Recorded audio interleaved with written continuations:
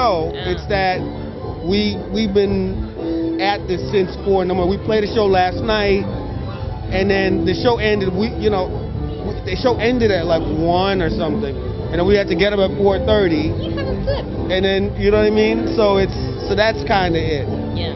Nos estaba contando acá los chicos de Living Color que empezaron el día hoy a las 4:30 de la mañana, estuvieron allá en Santiago de Chile hasta hicieron un show hasta la 1 de la mañana, 4:30, hoy un show. You must be pretty tired, but you gave a really good show. How did you feel it? How did you enjoy it? It was fantastic. We loved it. Really, it actually woke us up. Just, in all honesty, you know, like Vernon said, we've been traveling, and it wears you out after a while. But to come out here, just the electricity from the crowd, being in Buenos Aires, which honestly quite might be just one of the best cities for a band to play in. All honesty, you know, it's great to get that energy. We got a boost. Les pregunté un poco cómo estuvo el show, nos dijeron que bueno, que estuvo muy lindo, que la audiencia de Argentina es una de las mejores, y que bueno, un poco los despertó este show, que estaban tan cansados y un poco los revitalizó de energía, y bueno, están muy contentos también de estar aquí. Son una banda que particularmente demuestra que su raza sobre el escenario, o sea, tienen el feeling de la raza negra, tienen como el groove de la raza negra, y eso siempre se trasluce en su música. Es a propósito, le sale así. You're like a band that you transmit the groove to the audience.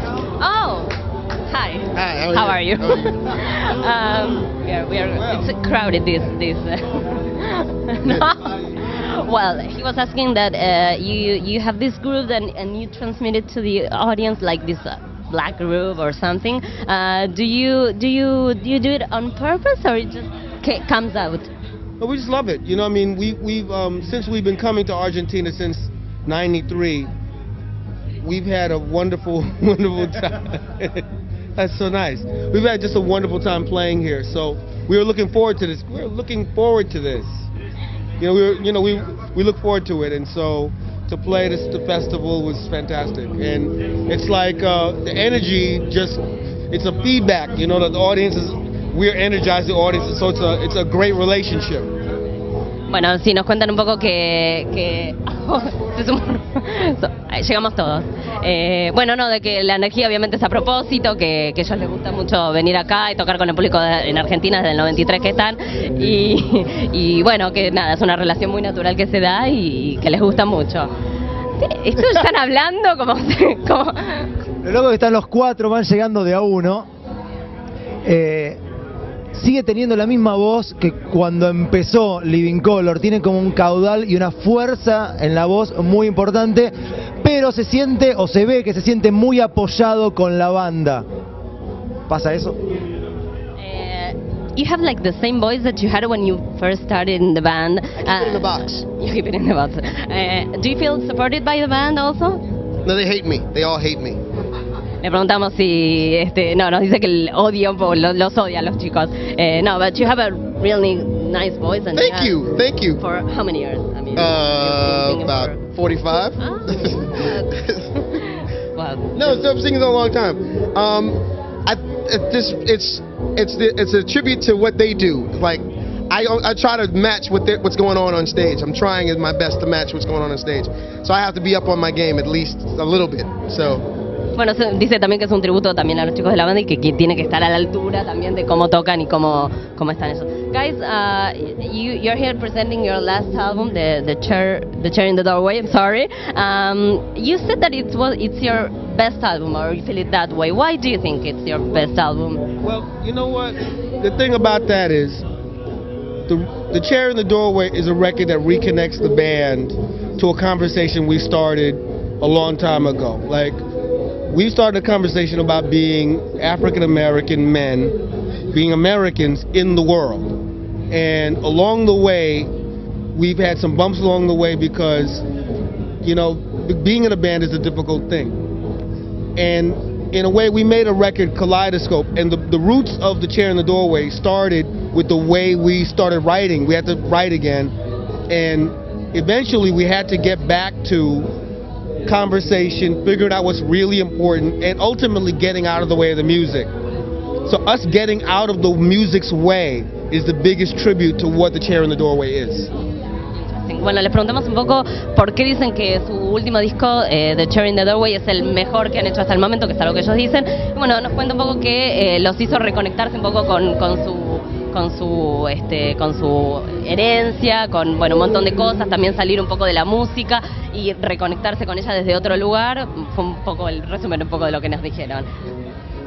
Siempre fueron como una banda políticamente activa, donde pelearon por derechos, primero en contra de la discriminación, y en este disco, en los discos anteriores, tiene que ver una parte política de política realmente bastante fuerte. Desde que comenzaron ahora, el mundo empeoró. ¿Lo lleva a eso, a escribir sobre este tipo de cosas? You're a band that are very interested in politics since you started and nowadays also. Do you think that that's a subject that you want to write about and that you want to write about knowing that of course the world has gone like it's shit and everything? Sí. It's a part of life, you know. That experience is a part of life. Our history, our background, the music that influenced us, what the artists that influenced us had to experience also living in North America. All of those things are a part of us. It's all political. At the same time, the conversation and the lyrics are not pointed at necessarily demeaning anyone, but it's our experience. And sometimes the problem in our country is people don't want to hear about your experience. At the end of the day, they don't want to hear about it. They're like, so what? Or it makes them feel guilty about something that they're thinking about or they experience. But we talk about it because it's real.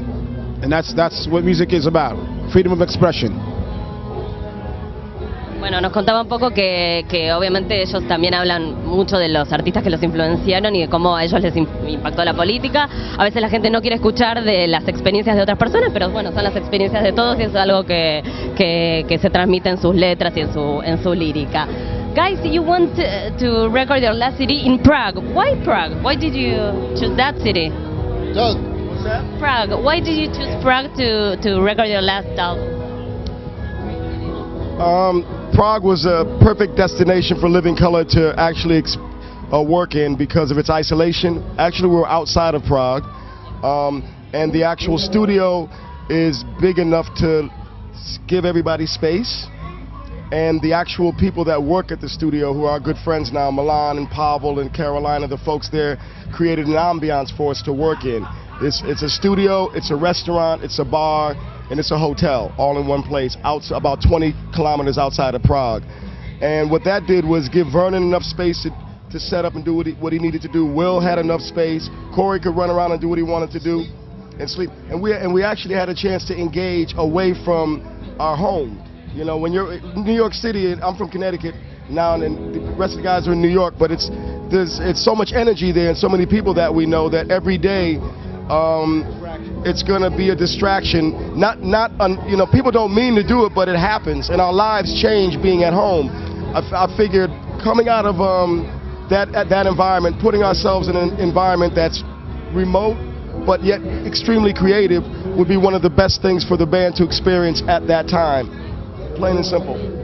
Okay. Les preguntamos por qué habían elegido Praga para grabar su último disco y bueno, nos cuentan que ellos estuvieron no en Praga ciudad, sino en un lugar que está en las afueras de Praga, en unos estudios que tienen un hotel y además un restaurante, y que bueno, les sirvió un poco estar un poco distantes de lo que es la civilización y el caos que hay ahí, y también estar un poco lejos de Nueva York, porque bueno, Nueva York es una ciudad que irradia un montón de cosas y un montón de energía, y a veces está bueno apartarse un poco para poder generar otro tipo de cosas. El estar bastante lejos de la civilización también estuvieron bastante lejos de la moda, lo vemos en la camisa. He says that being away from the civilization it made you be like quite away from the fashion, because we saw your shirt. It's very interesting. Can we see it a little bit more? Your shirt, it's very colorful. We love it. But it's strange, but we like it. You gotta see the sunglasses. You gotta see the shirt and the sunglasses. See them. See, Vernon, give him the real. Bueno, acá nos mostró su camisa colorida, pero muy linda. See, he's the black X-Man. El X-Men negro. These are my other glasses. Ah, a verlo. Ah, no, está muy bien los anteojos. See that? That's what I'm Lovely. Well, guys, what are you planning for the future? More shows, an album, or still have shows to present? We have touring until just before Christmas. We have a few shows to do here, and then we go to Europe and the UK, and then basically we get home for Christmas. Yeah. And then we'll start to do a little more touring in the new year. Finish up the cycle, get on some packages, do some festivals. And then when we finish that through the next summer, sometime next fall, we'll start thinking about what we're going to do next. Les preguntamos un poco qué planes para el futuro. Bueno, nos dicen que van a estar girando hasta Navidad por Europa y por el Reino Unido. Después van a frenar un poco, tomar un poco de vacaciones y recién en el verano, que tiene un poco más de giras, empezar a ver un poco qué sigue, ¿no? La última pregunta. Tuvieron un parate en la banda y volvieron por muchas cosas. Se los ve más amigos que antes al tocar y se los nota más amigos que antes. Está muy bueno que sea así, si ellos lo sienten así también. You had like a big break or hiatus, and now that we see you again, it feels like you're like more friends or have a great vibe between you guys. Do you feel it that way too? Definitely, yes. We worked at it though, and it didn't. It's fantastic to feel this way. It's fantastic to feel this way. For the four of us to feel like that. So friends. Bueno, dicen que sí, que I hate them all. And in that hate, and by hate he means love. No, I don't. I hate them all. Que tuvieron que trabajar en un poco en la relación, pero que es verdad que ellos también sienten que están muy amigos y están muy contentos si se los ve así. Guys, thank you very much for the interview, and we like it.